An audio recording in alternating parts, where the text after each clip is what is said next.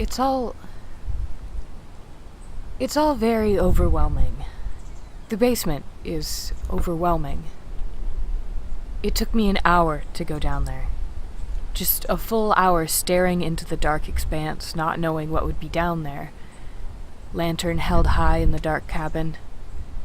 Every door tightly locked or blocked, all windows covered. The opening in the floor breathed cold air at me, and at long last I finally decided it was time. That there would be no other way. I had to see what was down there. I had to hope it was safe. I had to hope there was food. I took the first step shaking. The next step I stumbled down 3. I was probably stiff from standing completely tense for so long. I caught myself on the lip of the basement's opening, and suddenly, somehow all the fear had left me. As if stumbling past the 3rd step somehow shook the fear out of me. I righted myself and traveled down steadily. I saw the cabinets at the bottom of the 2nd stair, and didn't even pause.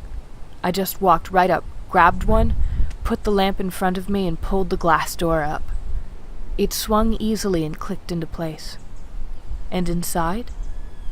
Inside was a ton of homebrew beer bottles stuck in a thick layer of smoking ice.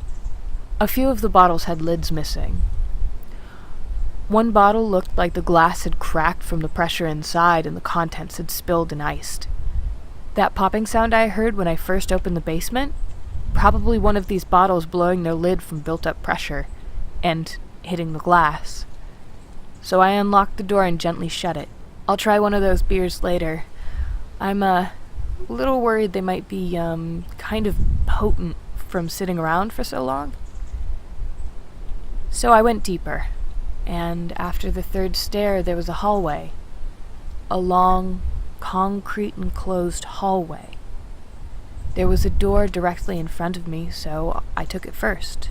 It wasn't as cold as the hallway. There were bags of oats, flour, sugar, baking soda, baking powder, just so much.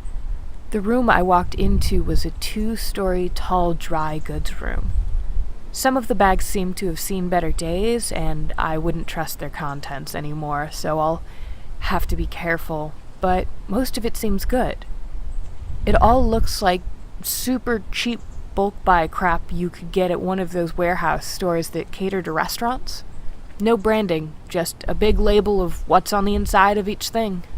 There's also some huge machine at the back. I don't know what it is, so I'm not going to touch it. It looks like it could crush me if I looked at it wrong. I decided to keep looking, though. Dry storage is good, but without knowing how to work the oven in the house, I can't make bread, and besides, proper bread takes days to make. So I went to the next store. A big metal thing with a thermometer on it. I turned the knob and was immediately hit by the smell of fetid meat. I slammed it shut. It was clearly a freezer with meat in it that had been there long enough to go bad. So I tried the next store. It was another dried storage, but this one mostly had dried fruits and veggies, most of them past expiration. That room didn't smell as bad, but it was pretty bad. Luckily, there was an entire cabinet of MREs, and that powdered meal crap. It tastes like nothing, but now there's sugar at least. And the next room? You won't believe this. A long ways down, on one side of the hallway, there's just an ordinary-looking door. And inside, an entire garden. Grow lights, sprinkler system, everything. It's overgrown as fuck.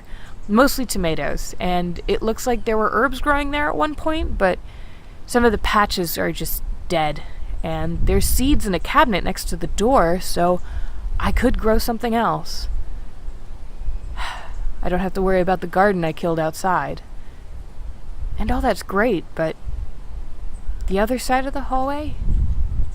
I started to walk down, and on one side there's just an alcove? It kind of looks like someone started to make a hallway and just decided against it.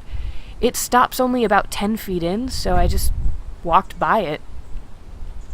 But as I walked past that point, I started to smell rot. Molded rot. like someone had died down there. But it was only on that side of the hallway.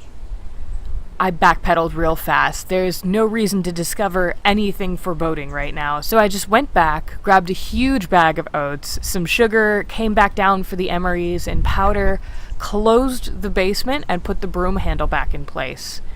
And then laid down on the floor, still half starving, to process everything I had seen. If I had just gone down there earlier, I would have had everything I needed to survive the winter. Possibly the year.